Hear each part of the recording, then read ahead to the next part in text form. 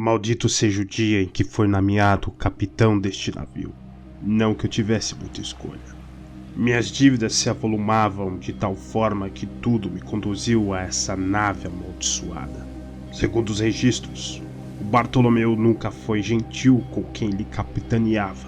Em 1493, sua capitã, Zenóbia, desapareceu após aportar na costa inglesa. Fugiu, é o que penso. Após isso, Bartolomeu ficou sob o comando de um certo capitão Jenkins, que tentou legitimar a nau oferecendo serviços a capitanias mercantes italianas. O último registro legível diz que em 1494 o navio desapareceu no Mar Negro, vítima de uma tempestade talvez. E tudo estaria melhor se esta monstruosidade tivesse afundado de vez, engolida pelas águas amargas do Mare Maggiore. Mas não. Em 1503, na costa da Moldávia, a nau ressurgiu como que regurgitada do inferno, avariada e sem sinal de sua tripulação ou passageiros. Diabos! A companhia para quem devo minha própria alma recuperou o velho navio e sabe-se lá por que demônios eles restauraram o velho navio e agora me colocaram como capitão. Vamos batizá-lo hoje à noite. Macacos me mordam. Isso é mau agouro.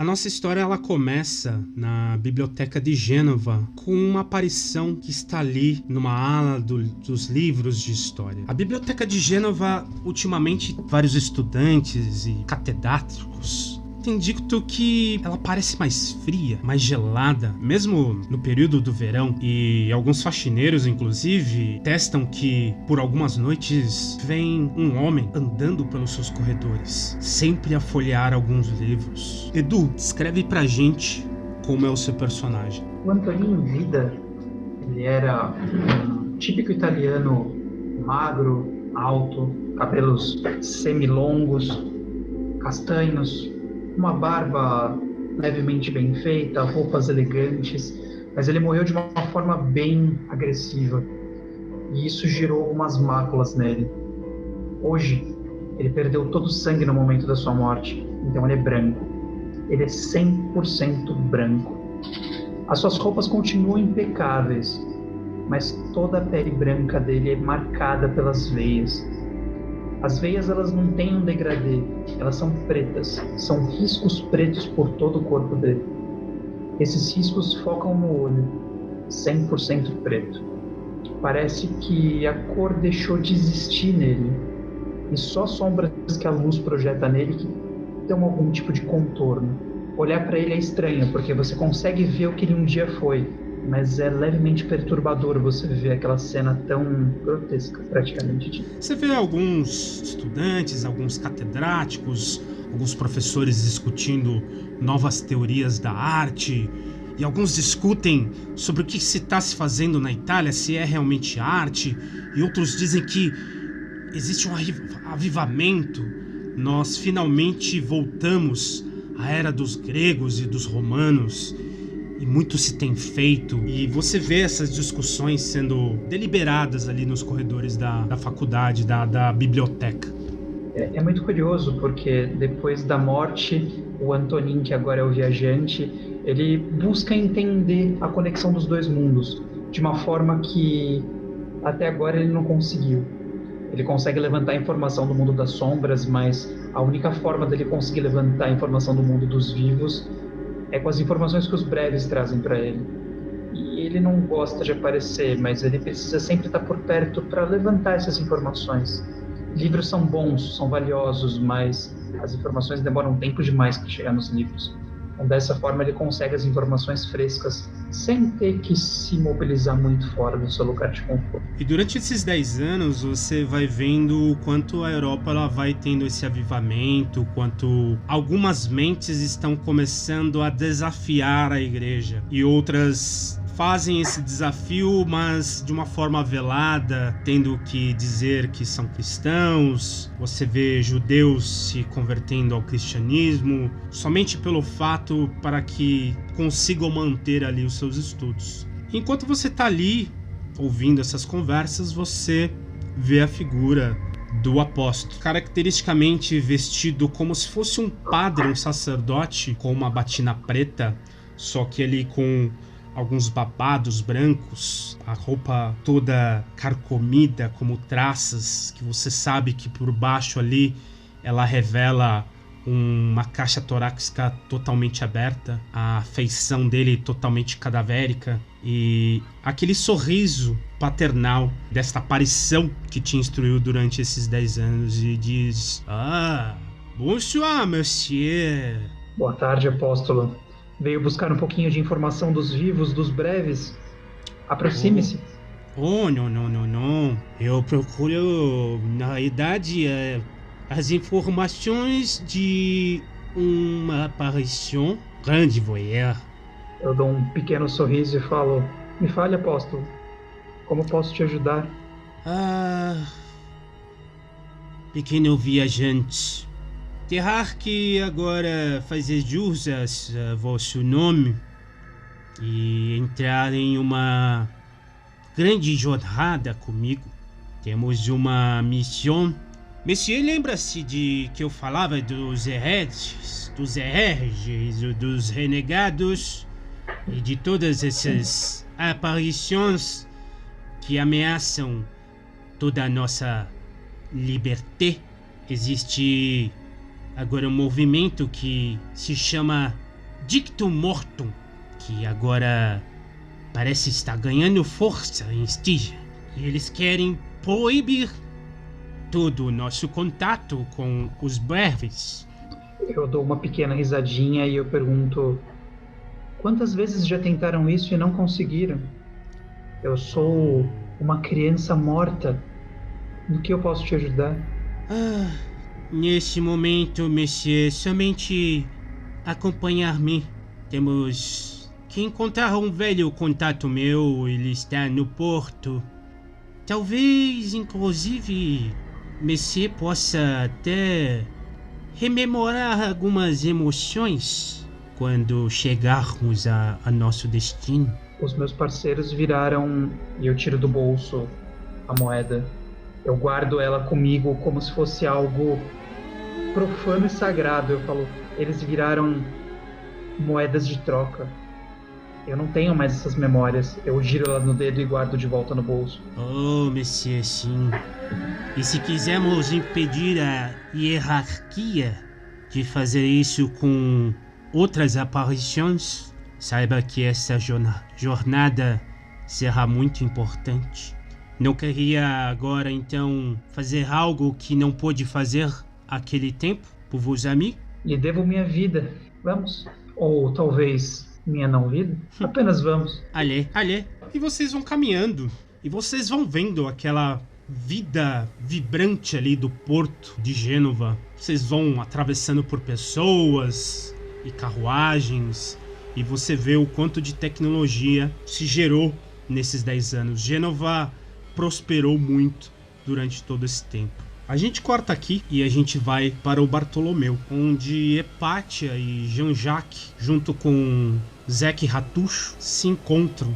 A Hepátia, ela fica muito na parte de fora do navio, ela gosta de ficar olhando para o horizonte, parece que ela tá sempre matutando alguma coisa e ao mesmo tempo, assim, ela é uma pessoa, ela não é reclusa, ela não é fechada, ela conversa, assim, as pessoas têm uma facilidade de se abrir com ela porque ela é muito doce, assim. Mas ela fica vagando mais por fora, apesar de ser uma moça e muito delicada, assim. Ao invés dela ficar mais fechada no lugar, assim, na cabine, ela fica mais andando por ali e olhando para os lugares e tal, sempre olhando muito no horizonte, assim. Ela é ruiva, aquele ruivo bem clarinho, o cabelo sempre preso de qualquer jeito, assim, parece que ela aprendeu nas pressas. Ela é bem pálida, aquelas veias roxas, né, porque ela é muito branca e ela você percebe que ela é magra, mas ela é inchada. Ela é muito inchada, a roupa pesada, aquela roupa típica de camponesa, assim, nada muito luxuoso, assim. E tem um detalhe, para quem repara mais, que as mãos dela, as pontas dos dedos e um pouco no pulso, parece que tem um tipo de alergia. Ela cutuca um pouco aquilo, assim. É um vermelho esquisito. Existe um detalhe na Hipátia também, Jean-Jacques, você já percebeu, por onde que a Hipátia esteja, sempre acompanha ela um aroma como se fosse um fruto podre, como se fosse várias cerejas que caíram ali ao pé da árvore e aí já estão meio com fungo, já estão meio que apodrecidas. É um odor agridoce e silvestre que acompanha muito bem a Hipátia. No navio, onde é que ele vai ficar na proa, onde ficar mais próximo ele conseguir ver, onde ele consegue ver a cidade ou alguma coisa assim? Sim, sim. Vocês conseguem através do véu da Mortalha. Então, quando vocês olham a cidade de Gênova, vocês conseguem ver prédios novos, mas vocês conseguem ver, inclusive, prédios que não existem mais. Prédios que foram derrubados, prédios que foram incendiados. Vocês veem uma visão muito diferente do que os vivos veem. Vocês veem como que fosse toda a história daquela cidade. Vocês veem castelos mais ao longe, em forma de ruínas, sabe? Mais decrépita, com as paredes cheias de limo. Então o Jean-Jacques ele ficaria vagando, olhando para os pontos diferentes que ele consiga ter essa visão, mas sempre olhando para o chão, sempre olhando para as pessoas que estariam passando. E ele teria cabelos curtos, uma barba rala, mas quando ele morreu, ele não morreu no impacto, nem afogado. Ele morreu de hipotermia. Então ele é cheio de marcas de frostbite, então os lábios são rachados e roxos, os dedos são roxos e ficando avermelhados, ele tem marcas roxas na pele.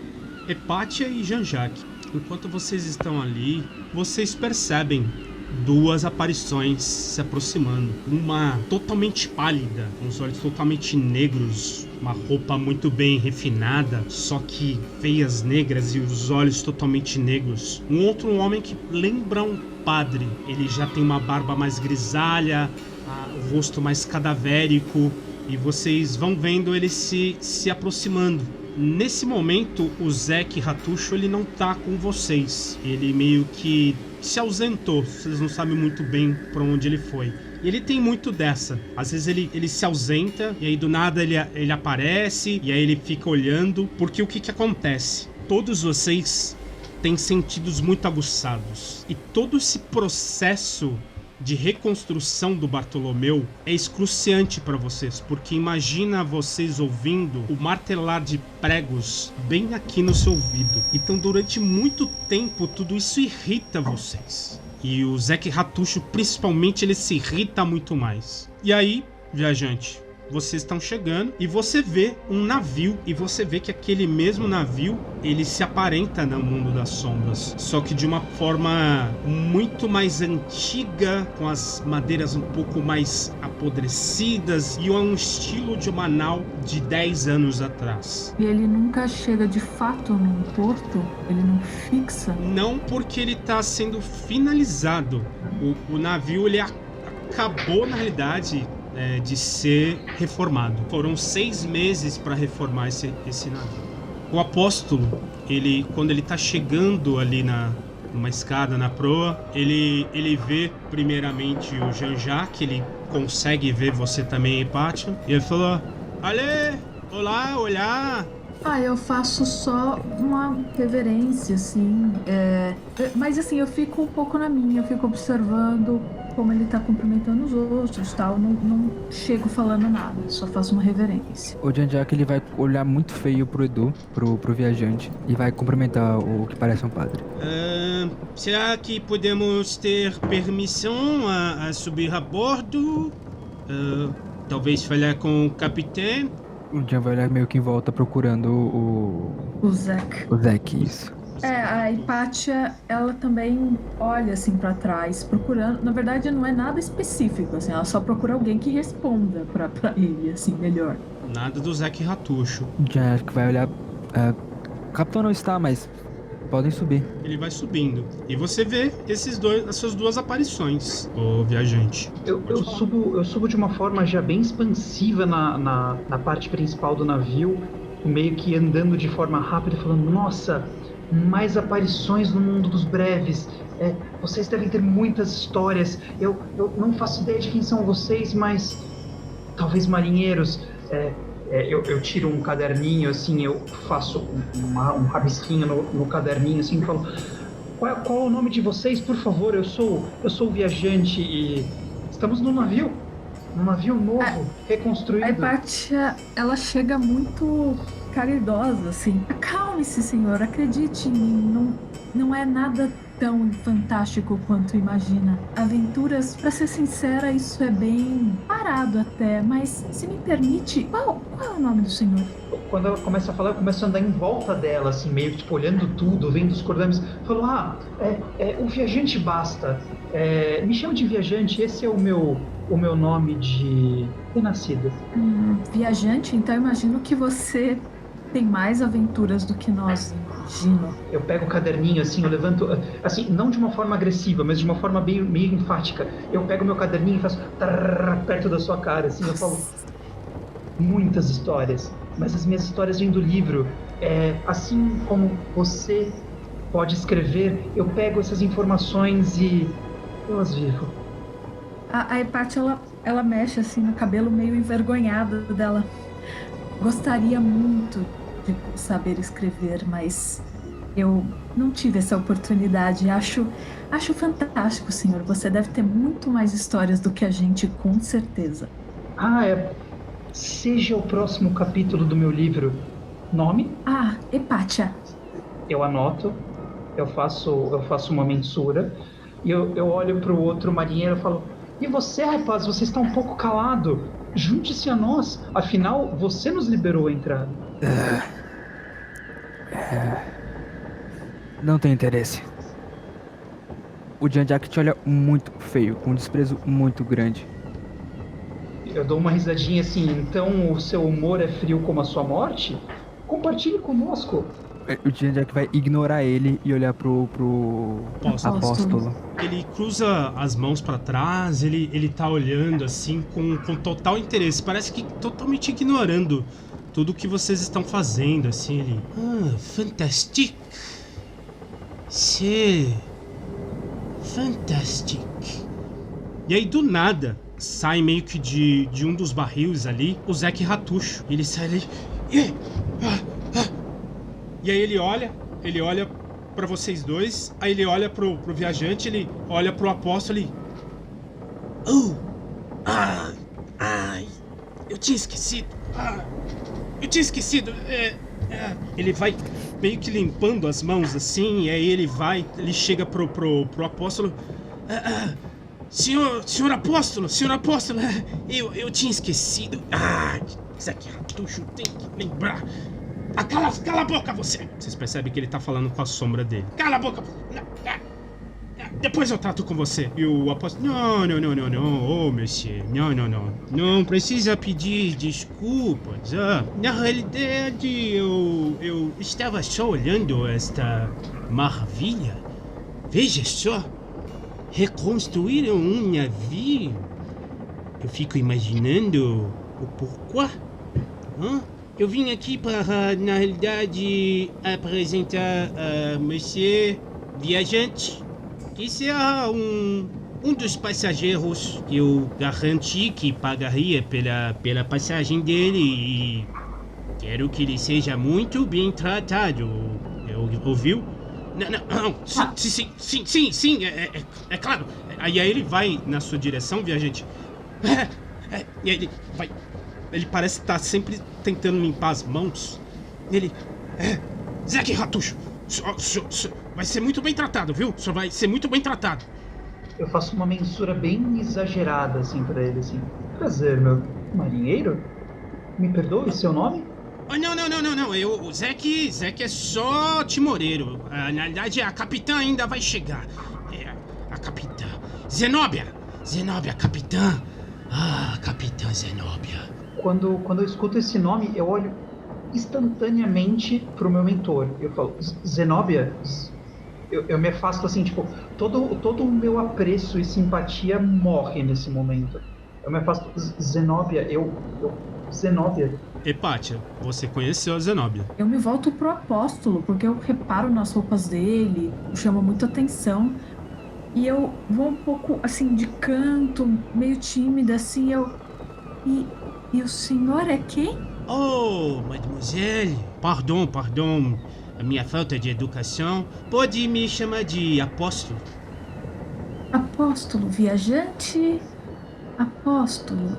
Oui. Então, você é realmente um apóstolo? Ou era? Digamos que foi o nome que acabei escolhendo de uma forma um tanto quanto caricatural, mas talvez tenhamos depois tempo para eu lhe contar um pouco da minha história.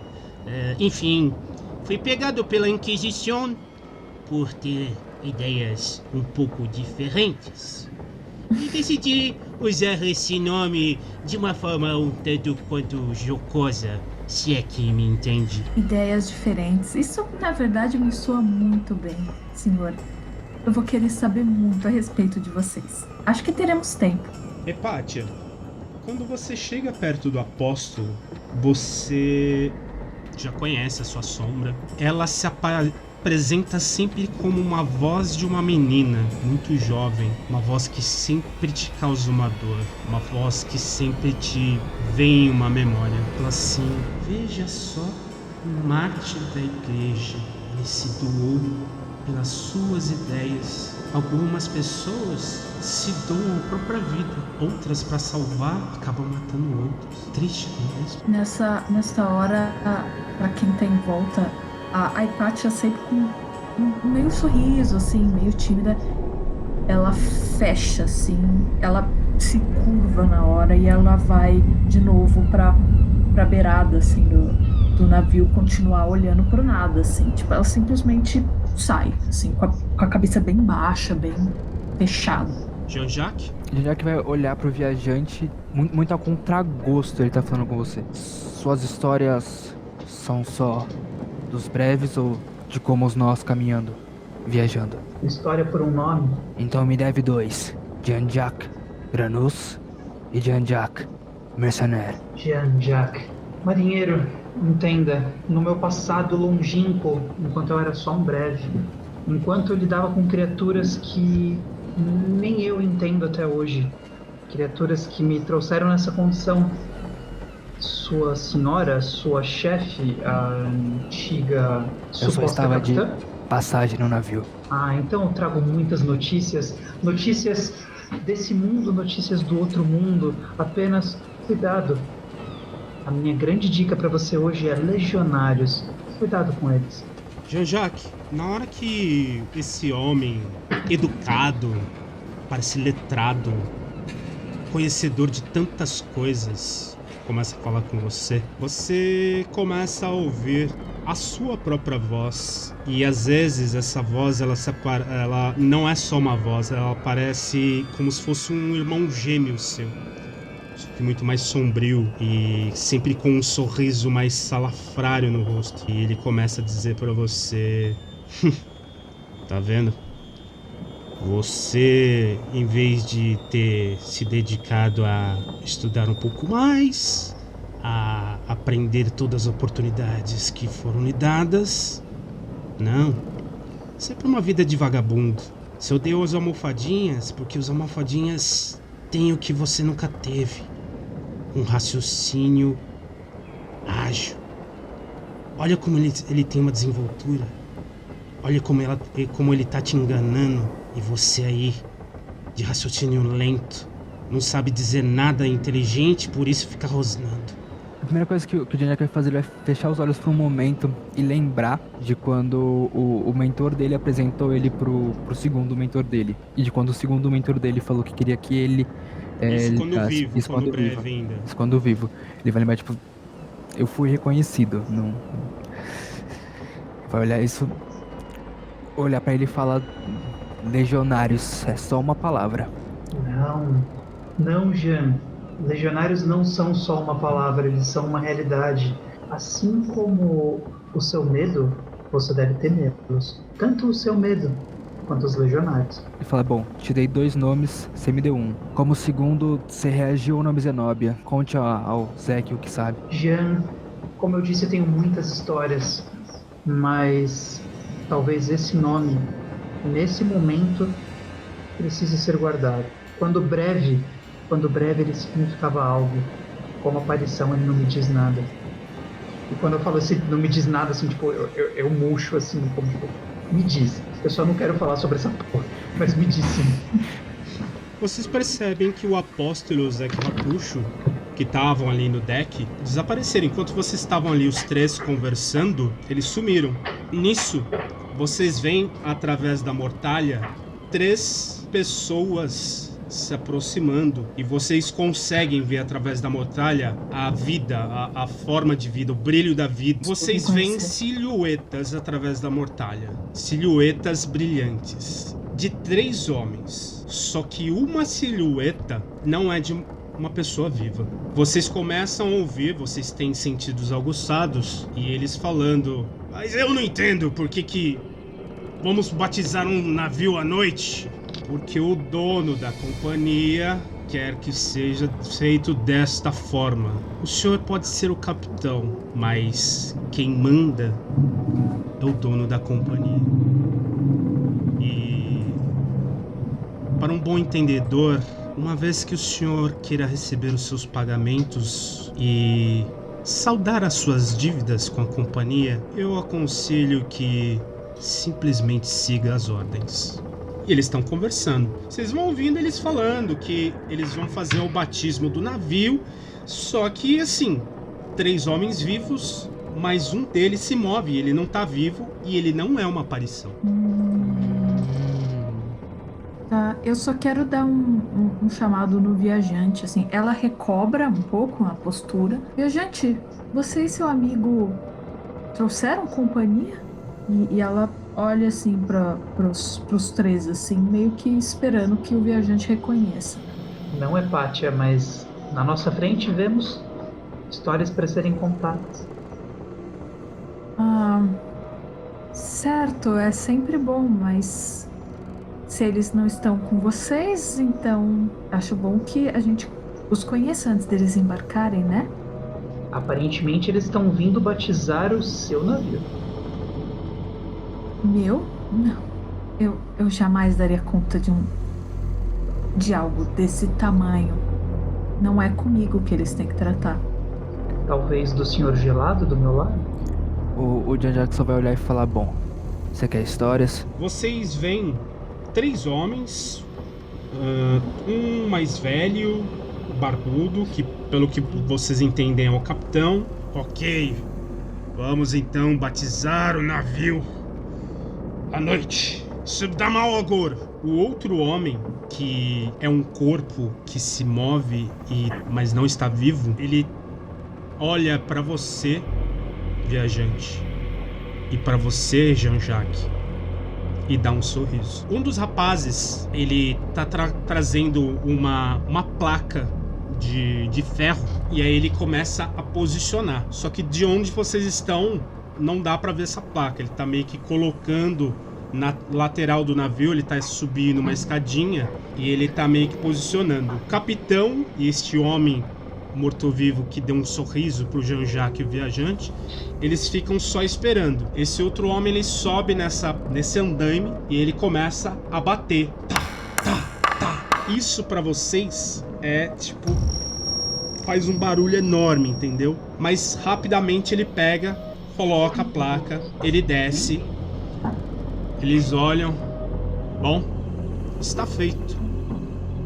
E eles começam a sair do deck, a voltar para a cidade de Gênova. Vocês ouvem a última conversa deles. Muito bem, Capitão Ronan, amanhã ao pôr do sol. Mas ao pôr do sol, ao pôr do sol, vocês partirão. O primeiro destino é um pequeno vilarejo na costa da Inglaterra chamado Galtre.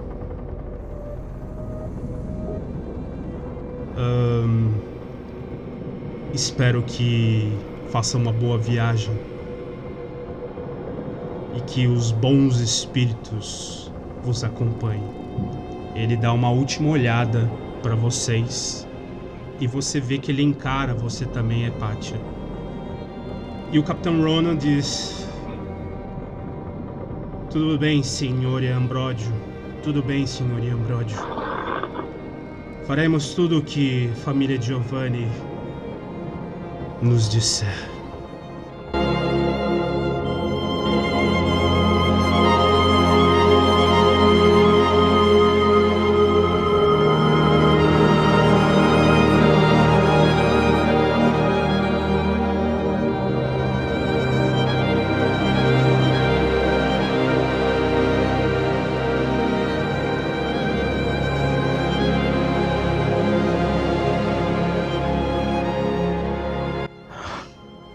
Vocês não assistiram a mesa do Pontes na GB pra ver o que aconteceu em Galtre, né?